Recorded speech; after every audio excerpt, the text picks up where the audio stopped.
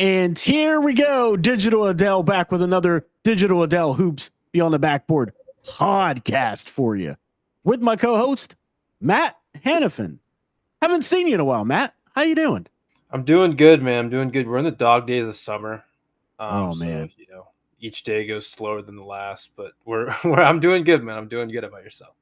We really are in the dog days of summer, man. It's one of these times where there is zero basketball going on. There isn't any tape to break down. There isn't any. I mean, you could break down FIBA, Eurobasket. I mean, I don't know why you would do such a thing, but you can. I mean, it's good for the players. I mean, sometimes the players can get a lot out of it, but more importantly, us as a fan base and us as analysts, we're not going to be able to take much away from it. And that's all that matters. But anyway, are you excited to talk Brooklyn Nets NBA draft picks and rookies only? Should I say yes? I'll say yes for the people. I'll say yes for the people, Matt. Yeah, let's do it. I'm excited. I haven't podcasted in a while. Actually, that's not true. I did a podcast with Ethan on 5 Reasons Sports on the state of the Miami Heat for the 2025 season. So I did sneak one podcast in there, but I haven't talked to this audience in a while. So I'm excited to talk to y'all about the Brooklyn Nets and their 2025 NBA draft picks, which they did have 75. Mm-hmm. I keep changing the number. It's kind of like Ace Bailey's height during our draft evaluation. Just depending on how we feel about it, the number goes up and down. That's right. And so I caught myself. I almost said I've been trying really hard behind the scenes to eliminate those ums. But one thing that I want to stress is in this rookies only segment, we are going to get down to the nitty gritty of exactly how we felt this draft process went for Brooklyn. They ended up with 5 draft picks, one via a trade. Mm-hmm. They traded their 36th pick, I believe, to pick up the 22nd overall pick, which was Drake Powell. But this is the order it went in. 6'8" forward / guard from BYU, Egor Demin, or Domin, as I've been learned it's pronounced. I still have no idea if which one is correct, which one isn't. Do you speak Russian, Matt? No. Neither do I, so I have no clue. If anyone speaks Russian in the audience, feel free to correct. Niet. Nolan Torare, the 19th overall pick, guard from France. En français. And number 26 pick, Ben Saraf, guard. There's a theme here from Risho Parlam. He's from Israel. So Saraf sounds correct. But I don't speak whatever language they speak in Israel. Danny Wolf. He's Jewish. I know that. He played at Michigan. And I think that's in the United States, Matt. Yeah. Oh. Can confirm. Okay. He's also a forward / guard, in my opinion, or a center / guard. He's a ball handler. We'll put it that way. Yeah. Adu Thoreau is who got traded for Drake Powell. So that's the draft. What did you think of that draft by the Brooklyn Nets overall? The macro view, not the micro. It's just so weird to me, one, that they used all 5 of their first-round picks. I've talked about this in other spaces before, but when you use all 5 of your first-round picks, or just really have 5 picks in a draft, their clock starts at the same time. And so in this case, since they have 5 first-round picks, they have 5 players on rookie scale contracts. All of those clocks start at the same time. Now, while the Brooklyn Nets have been a team and will be a team that will have plenty of cap space, they still have to, at some point, they're going to have to consolidate, at some point, especially with this class, because, I don't think the development is – Jordi Fernandez did a great job last year, but I just don't think the roster is constructed well enough to, develop all 5 of these guys.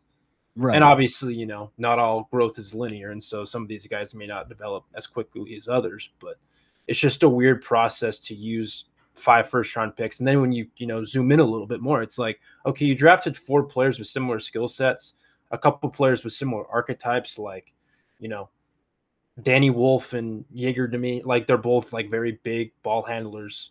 Obviously, Danny Wolf was more of a center, Egor was more of a guard at BYU, and then Right. Nolan Torare, who played point guard overseas, Ben Saraf, who played point guard overseas. Like they're all ball handlers. They all kind of need the ball in their hands to be effective. And then the Drake Powell piece of this is, while Drake Powell wasn't a bad 3-point shooter, he wasn't a great 3-point shooter, and his usage was so ridiculously low at UNC. So it's like he's still very raw in his offensive capabilities with like the ball handling stuff. He's super athletic, can finish well in transition, excellent open floor, very disruptive, even if the numbers don't always suggest it. Like he has the length, he has the multi-positional versatility defensively, or at least that's what you think his ceiling can be. But then just when offensively, like his usage is so low, or at least it was super low.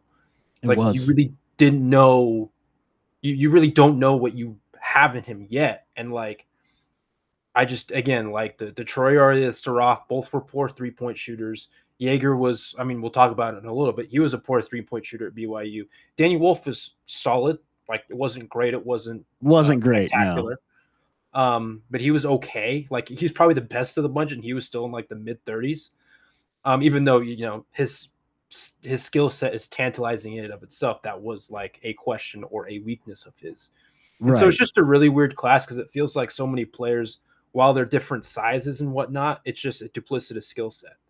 Like they're drafting the same guy. Like they were a team that we talked about in the pre-draft process that needed ball handlers. Well, guess what? You just drafted 4 of them. Now you have an overabundance of ball handlers, and I don't know how it's exactly going to fit in the future. I just don't.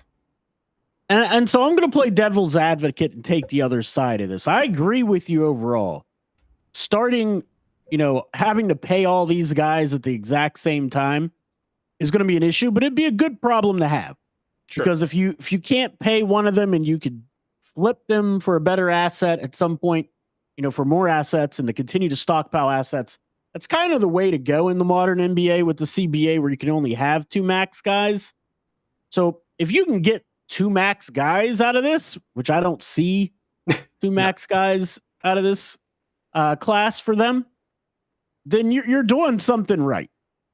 But I want to caution this. When we talk about a duplicitous skill set in today's NBA, you need guys that can ball handle at every position nowadays. You need guys that are going to be able to be switchable defenders. Mm-hmm. You're going to need guys that are going to be able to get to the basket, facilitate for others, hit open shots, and make threes. Mm-hmm. So if that stuff is all duplicitous, it's fine. The issue is not all of them can be on the floor at the same time together. Correct. So like Danny Wolf can be on the floor with all of them. He's 7 foot 250. He can handle the ball. He can, facilitate. He can hit threes a little bit.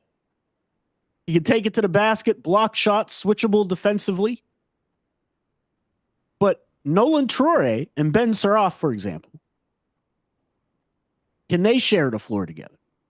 No. Unless if the only way that one of them can share the floor with each other, like, is if Saraf takes a big leap defensively. Like he was already like a solid physical point of attack defender internationally. Right. Like if he takes another leap or two there, then you could talk yourselves into it. But you also have to factor in like one of them has to be a more effective off-ball player. Absolutely. And an off-ball shooter. Yes. And so like whether it's Torare, whether it's Saraf, it has to be one of the two. But like the only way that I could talk myself into it is if Saraf is just like this super disruptive physical point of attack defender. And I think while I like his defensive chops, it's obviously going to take time. Absolutely. So and I don't think he's an elite defender. Me neither. Nolan Torare, I get in my mentions all the time. I get killed up and down because they swear he's a scorer. And he's not. He may have been able to score at lower levels of the international game because he was so talented and quick at that level. But as he went up a level, his scoring was okay. But he's not finishing at the rim on people in the league. That's not going to be his strength. Uh, Egor Demin, that's not his Demin, however you pronounce it. That's not going to be his strength either. So you have a really clunky fit. Now, before I get into all that, I'm going to stay in the macro and go over my big board real quick. I do think they had a very good draft in a sense. Yeah. And here's the sense. I had Saraf 14th overall on my big board. I had Torare 15th overall on my big board. And they got these guys respectively 19th and 26th. So that's good positional value for where they got them in the draft, according to how I value those players as far as my evaluation went of them. And then Danny Wolf was 16th on my big board, and he went 27th. So again, terrific positional value. Now here's where it goes from being a good draft for them as far as positional value to making it just okay. They took Egor Demin 8th overall. I had him 23rd on my big board. They took Drake Powell 22nd. He was 33rd on my big board. And they traded to get him.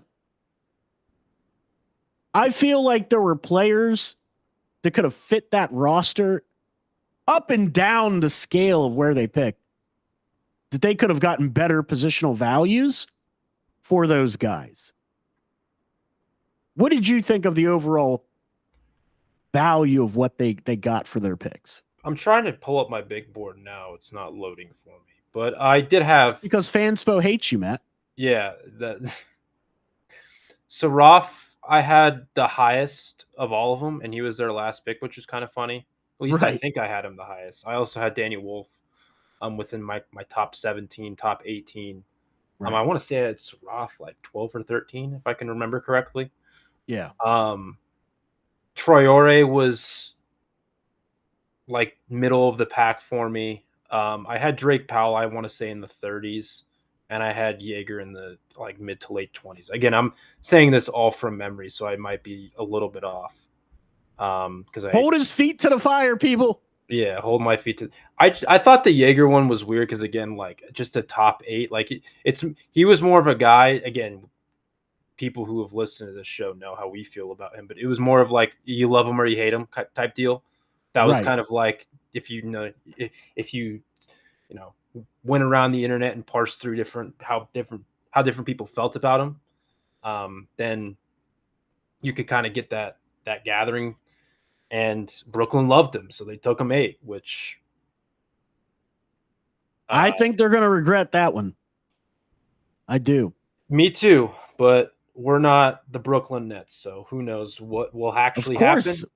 We wouldn't have drafted Noah Clowney the previous year either, but here we are.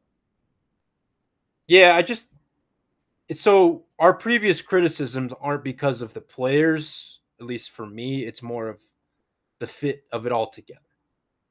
Kind of was the player for me and the fit. Well, no, I'm just talking about the scope of the entire draft. This particular draft. I got you. Correct. Brooklyn. Yeah. Yes, it's the fit with these guys. That's correct. It's the fit with these guys. Like, again, we wouldn't have taken Egor at 8, but like Saraf and Danny Wolf where they got him was awesome. Like, it's not exactly. But it's the fit of all of them together. Like, if you just take certain pieces out of it, and we would have loved it. Right. If you put a different player at 8, it could completely change my outlook on the draft for them, for sure. If you get rid of all of the bad eggs, we had a ton of good eggs. That's right. All my tests that were bad, just throw them out, man. My scores in high school and college would have been amazing. Right. Yeah. If you take out all the bad numbers, I would have averaged 30 points. That's right. No, it's just a weird draft. It's weird from multiple different angles. Yeah. It could play out completely differently. Like, we can come back and look at this 3 years from now and be like, we were wrong about X or we were wrong about Y. We've been wrong before. Yes. As is every human that's ever lived, but that's true. We could also be right, which we've been right before. Correct. You more often than me. But oh, Matt, don't sell yourself short. But let's talk about some of the numbers, shall we? So we know Summer League isn't the end all be all. We know it isn't the greatest competition night after night. But Danny Wolf, we'll start there. I was really high on Danny Wolf in the pre-draft process. I really think he fits the modern NBA game well. 7 foot 250 with his skill set. Mm-hmm. Now it's super early in the process. He didn't particularly shine in Summer League. 36.4% from the field, 33.3% from three. Kind of what we thought he was going to do. Got to the free throw line about 4.5 times or 4 times per game. But he rebounded 7.3 rebounds per game, 2.7 assists per game, 1 steal, 2 blocks. And this is in 3 games of action. What did you think of Danny Wolf's play overall in the Summer League? If you can remember, it was a while ago. I'm trying to wait. What were the percentages that you had? 36.4% from three, or from the field, and 33.3% from three. This is from NBA.com's 2026 Summer League stats. Wow. Okay. Real Gym has. They probably have the They probably have the California Classic in there as well. They weren't in the California Classic. Oh, then I don't know what Real GM is doing. No, anyways, the semantics aside, I liked what I saw from Danny. Like, I think the thing that I was most impressed with, and one of the reasons why I loved watching him so much was just the live dribble playmaking. Right.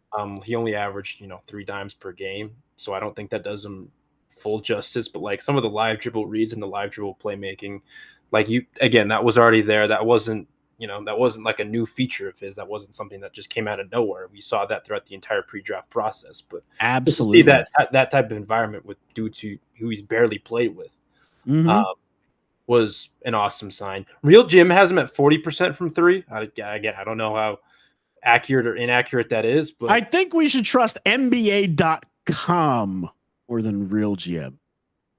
Right? Well, they also have 3 games. So anyway, I didn't think he, just from what I saw, I don't think he shot the ball poorly. I'm still very interested to see how that translates, though. Right. Just because it's like he wasn't a great free throw shooter at Michigan. Well, you talk about a swing skill. Right. It's a swing. It changes his trajectory completely if he can be a 40% 3-point shooter. Yeah. I think he's going to need to finish better around the rim, finish better through contact. He's got such a big body. I don't know why that was a struggle for him at certain points. Well, I kind of spoke about that because he finished through contact very well with his back to the basket as a traditional center. What I felt happened a lot of times was that he wasn't used in his previous college experiences as a ball handling center. And I think when he got to Michigan and they allowed him to do that, he thrived in it, but it was still newish to him.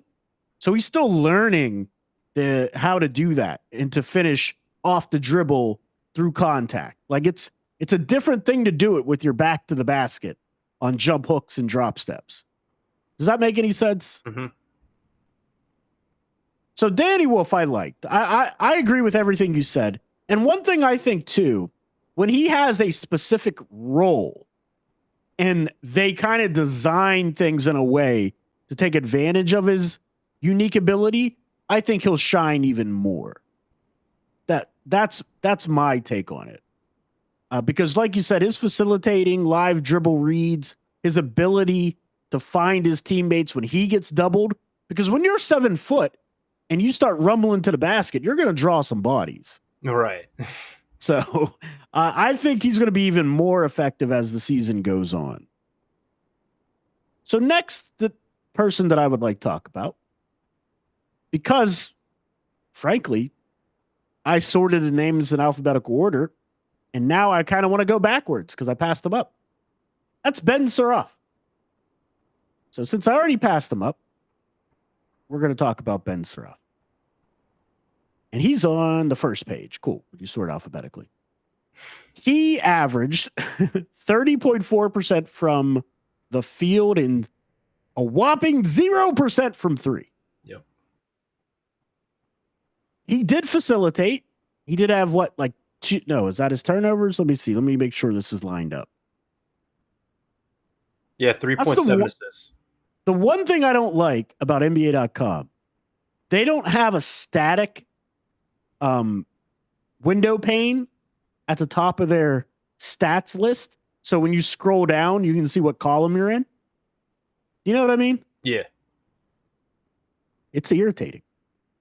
But anyway, 3.7 assists per game, 2.7 turnovers per game, 1 steal, 0.3 blocks. I thought he did a good job getting to the free throw line, creating contact. He had averaged 4 free throws a game, 4.3 free throws a game. Finishing's going to have to be better for sure around the rim. That was one of the things we talked about ad nauseum throughout the pre-draft process, is that he's got to be more physical. He's very finesse. He draws a lot of contact, but he doesn't like contact. There's kind of a difference between the two. But he still showed, even at this next level, that he can get to the basket whenever he wants. That's my biggest takeaway from Saraf. And I thought he looked good defensively as well. What did you see from him? That's what I was going to add, is like, even though the shot wasn't falling, he didn't hit a single three shot, sub 35%, whatever it was. He didn't let that affect his defense. Nope.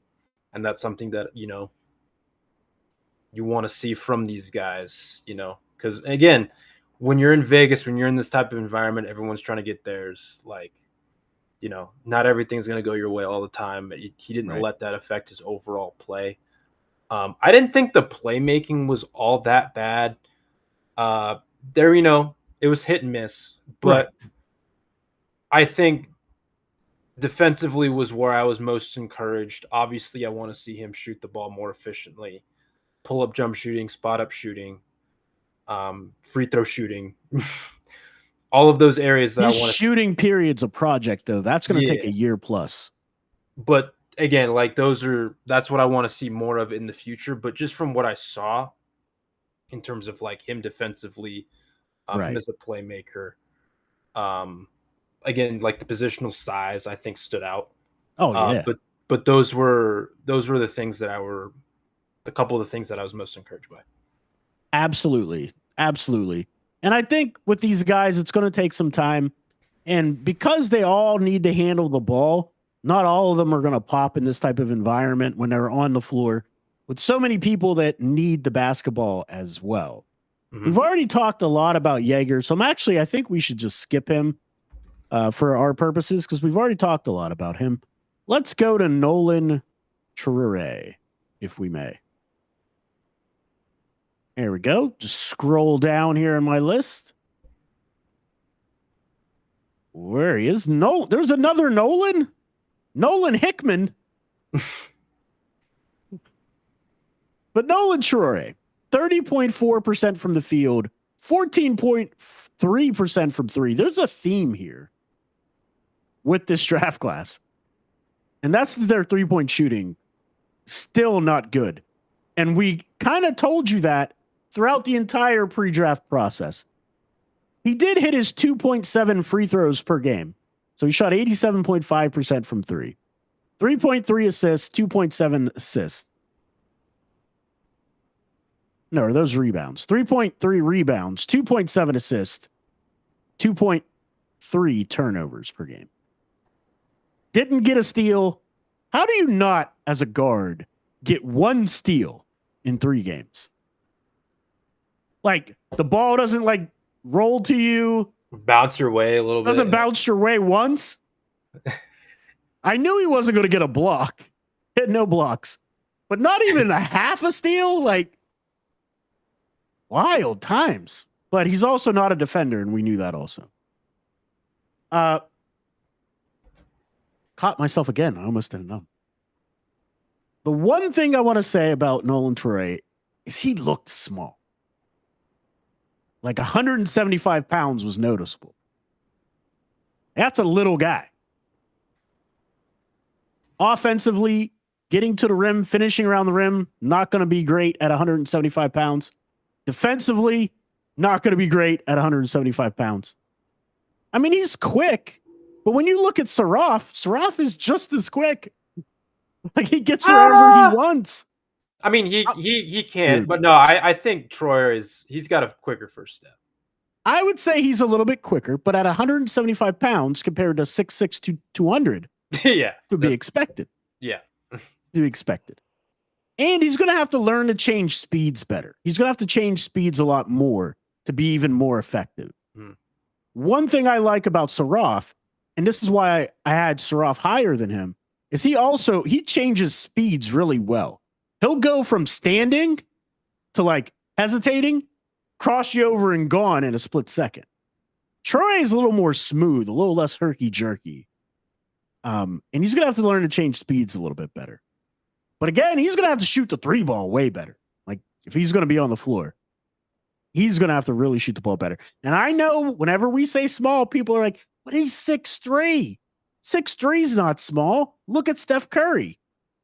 Steph Curry's not 175 pounds. It's not the height. And he's the GOAT of 3-point shooting. Right, yeah. Yeah, he's also the greatest shooter ever. Correct. Troy was a bad shooter. Correct. In Summer League and Internationals. But he scored 41 points in a U16 game. That's cool. He looked small. You kind of hit on all the stuff that I was going to be like. He looked really small. I like the quickness, some of the bursts that he had, but again, like right. Better burst, Troy or Donovan Dent. It's gonna be difficult for him to finish around the rim right away, or at least consistently. And if he can't shoot, playmaking was fine, but it was okay. Yeah. But you're going to have to do better playmaking than 3 assists a game to stay on the floor at 175 pounds. Yep. I don't know, 3-point shooting. This was my problem with him. Which is why I had him, I want to say, like in the late teens. Right. Something like that. Fanspo still is loading for me, so I just kind of give it up at this point. But yeah, I had him 15. Yeah, I mean, it's just one of those things where it's going to be difficult to justify. I had him 20. You had him lower than me. And so it's going to be hard for them to justify playing him over some of these other guys like Saraf and Danny Wolf and even maybe, especially Domin. I mean, you picked him 8th. He's going to play. He's going to be on the floor. Let's look at this roster construction fit real quick. I know we've been going for a little bit, almost 30 minutes now, but we're going to wrap it up after we look at how this fits. So if you look at the Brooklyn roster, let me see if I can pull that up real quick. I had it pulled up. I don't know what I did with it. For some reason now I have 2 windows pulled up with the stats. I'm like, wait. Oh, here we go. Under contract, Derek Whitehead. No. How do you pronounce his name, Matt Hanifan? Tosin Evil Bauman one. I don't know. Okay. He's on a 2-way, so you don't have to worry about that all that much. Cameron Johnson. Johnson's not there. I know, but they said he's under contract. That's what it says on the NBA site. He got traded. I'm just telling you what it said. So he was under contract. They traded him away. Maxwell Lewis, Noah Clowney, and Nick Claxton. But Claxton isn't there anymore either, right? No, he's still there. Okay. Nick Claxton, Noah Clowney. So free agents, Cam Thomas. That's the big one. But they said he's open to signing back, right? I thought I read that recently for like $40 million for like 1 year. He wants to be back at a certain price, but the problem with them is they have 16 guys, I think, on roster. Not all of these contracts are guaranteed, and so they could still theoretically open up some cap space. Right. Because they entered the offseason with plenty of cap space, and I want to say they're like short of like 30 million still in cap space, and so like they could theoretically re-sign him to a decent amount, but I just think, to my knowledge, to my understanding, there's a disagreement on the price point for him because he wants more than they're offering him. Because I don't remember what the exact number was, but he wants like 25, 30, and then Right. I don't think they're. Do you think he's worth that kind of money? No, No, I don't think so either. All right, so we got Claxton and Clowney basically as their two NBA experienced guys because he's not guaranteed to be back. Cam Johnson. Not Cam Johnson. Cam Thomas. Too many Cams on one team. Keon Johnson. Terrence Mann. Michael Porter Jr. That's not a good. The team doesn't. It's not going to be a good team. Nope. It's not going to be a good team.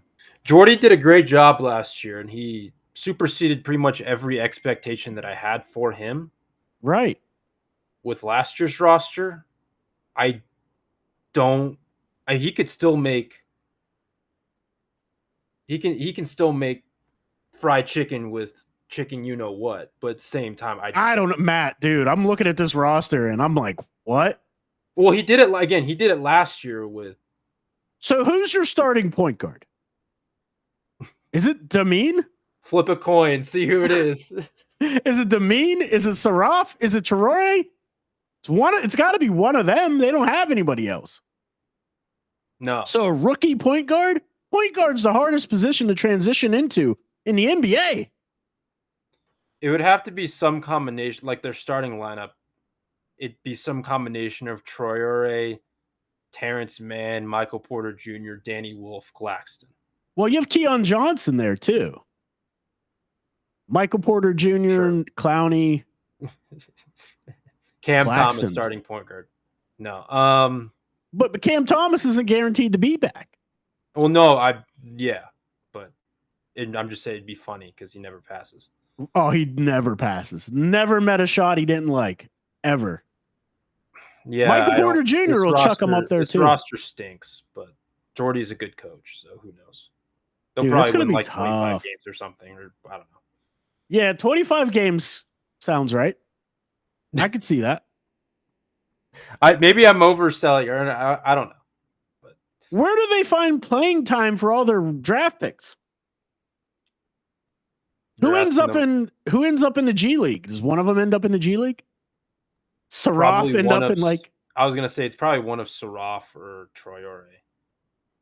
I mean, I would be more tempted to play Saraf than I would be Torare. And Domin, actually, but he was picked 8th. It's just a development thing.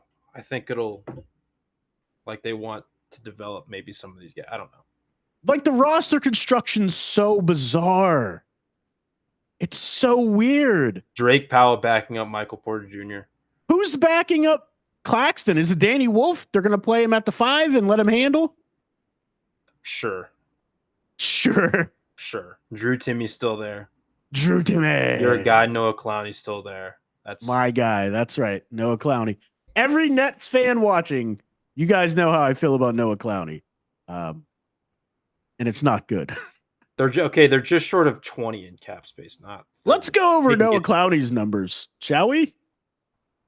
For his last season in the NBA, 35.8% from the field, 33% from 3, 0.7 blocks per game, 1 turnover per game. Is that good?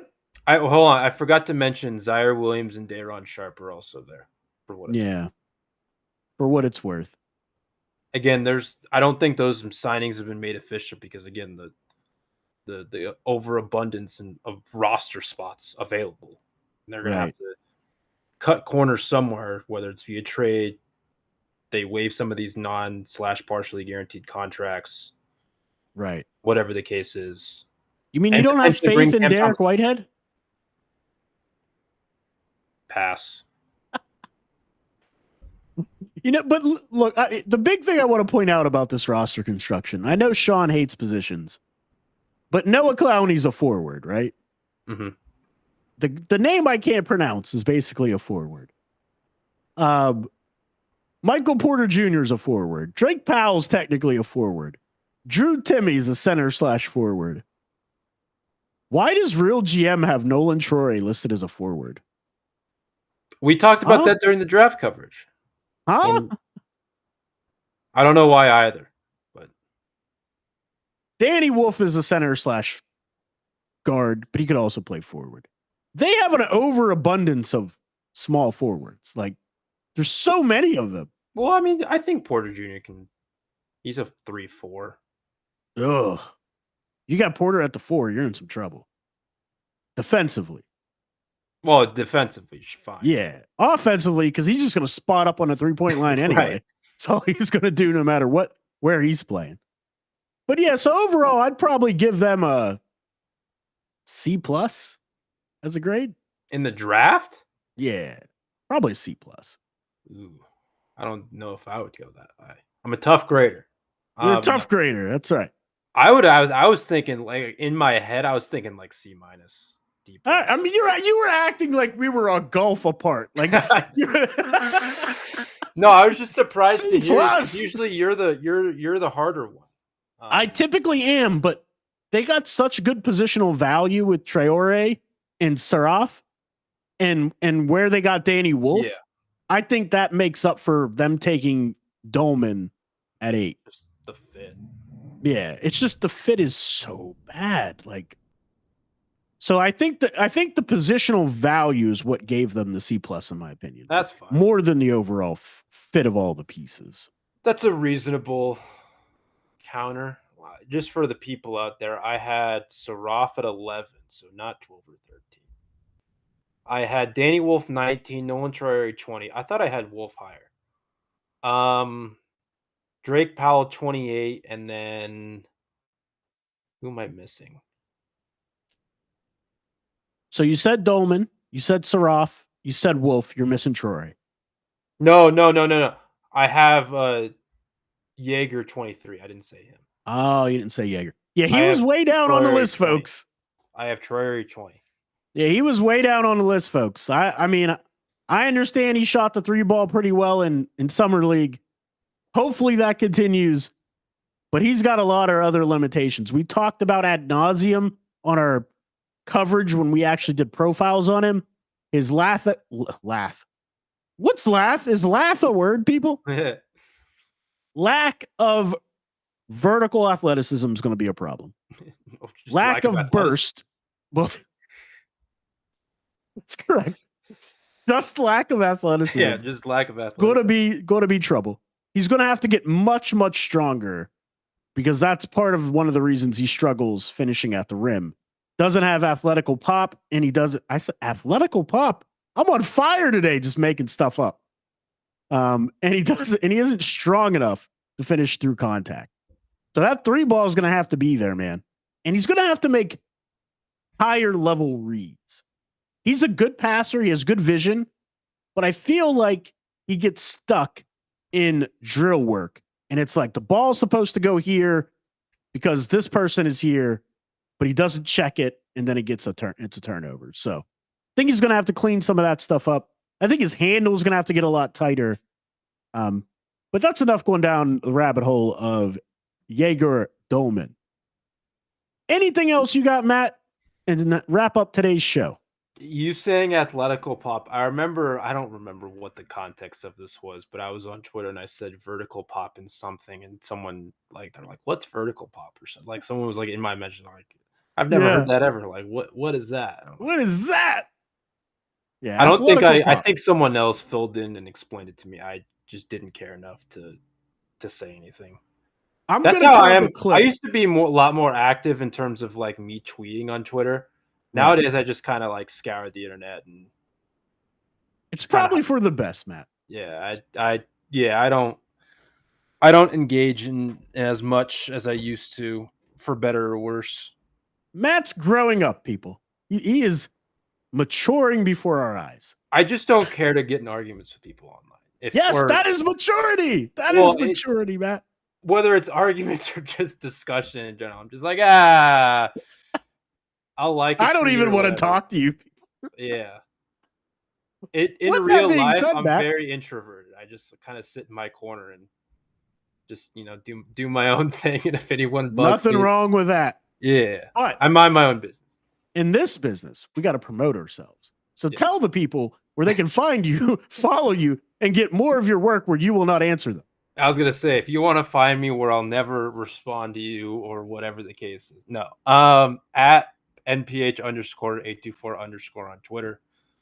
You could find me at hothoops.com, vendettasportsmedia.com, mountainwestconnection.com, as well as playback.tv/5RSN and playback.tv/digital Adele hoops. I say that too fast, and it's just one gigantic tongue twister. And That's right. But you did it. And the people know where to find you. And you can find me at Digital Adele on all social media platforms. Instagram, we're growing that channel. We put out clips after the show on Instagram. That's under Digital Adele as well. But it's a little bit different. It's Digital_Adele. Kind of like Matt Hanifan's at, except for less underscores. But that's it for today's show.